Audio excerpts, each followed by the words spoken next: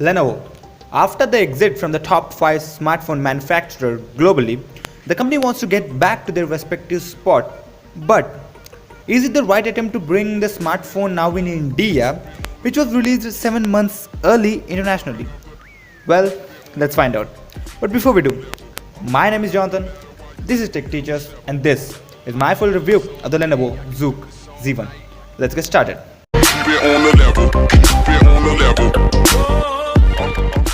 Before we get into the full review of the device, why don't we go and get through all of the specifications first.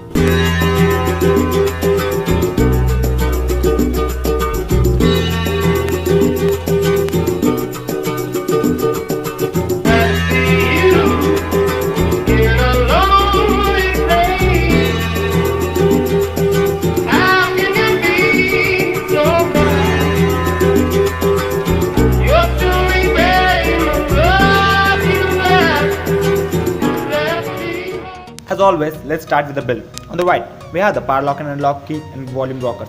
Both are quite sturdy and they do offer great feedback. On the bottom, we have primary microphone, USB Type-C port and speaker grill with 2 antenna bands. And on the left, we have dual SIM slots and it's clean. And on the top, we have the headphone jack. Turning to the back, we have the 13 megapixel camera, secondary microphone and dual LED flash with ZUK branding. The smartphone is not entirely built out of metal, but the metal to the sides and plastic to the back holds up quite good. And on the front, we have a 5.5-inch Full HD IPS display with 401 ppi. The display is sharp, viewing angles are great and quite color accurate. And it is quite bright too, meaning sunlight eligibility is great. And as a cherry on top, the display has a Corning Gorilla Glass 3 protection as well.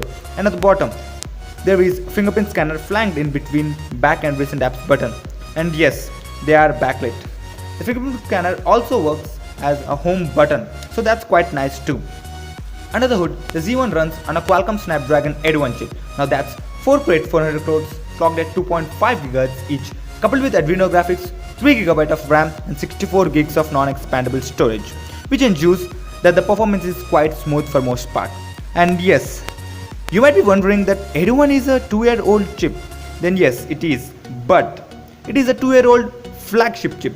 So, given that to the fact that mid-range Snapdragon chipsets have some issues with overheating, Snapdragon 801 seems to be a tried and tested chip. So, the performance holds up great. The apps open up fast, launch times are quick, and there is little to no lag in the games. The performance is quite smooth. There are no frames dropped and the chip doesn't heat up at all. The speaker placement is kind of okay in my opinion, but due to the fact it is downward faced one, the audio feels lopsided, but it is quite loud, and yes, it is louder than the Galaxy S7. And the headphone playback is quite good. It isn't going to perform like the Vibe X3 or any HTC, last year's HTC devices, but it still holds up. Let's now talk cameras. The Z1 sports a 13 megapixel rear camera with f2.2 aperture, dual LED flash and optical image stabilization built in. And this happens to be the cheapest smartphone with optical image stabilization built in. And yes, the smartphone takes great pictures in daylight. Great color reproduction, strong dynamic range and excellent quality pictures. And the night shots are quite good too, but due to the fact that OIS is built in, and talking about video, Z1 can only shoot in 1080p or Full HD video. That's quite disappointing, cause the hardware, the 13 megapixel camera with Snapdragon 801 has the ability to shoot 4K videos. We have seen that flagship chip to shoot 4K videos on the Galaxy S5 2 years earlier, but for some reason, probably due to the non-expandable storage, Cyanogen has disabled it. I really wish that the future updates, Cyanogen should enable it. For now, the 1080p video is quite good. The bitrate is smooth. There are no artifacts while moving, but yes, the OS doesn't seem to do that great of a job as there is no software stabilization to help. But still, it's quite good for the price. The front-facing camera though will certainly do the job done. The selfies are sharp and for video chats that's quite good. And the 8 megapixel camera is sharp. Overall, we are settling with good or great here. With this, we get to the software. The Z1 runs on Cyanogen Mod 12.1 built on top of Android 5.1 Lollipop. But the marshmallow update is on the way as said by the company. But for now, the Cyanogen mod is Cyanogen mod. It has a lot of customization built in.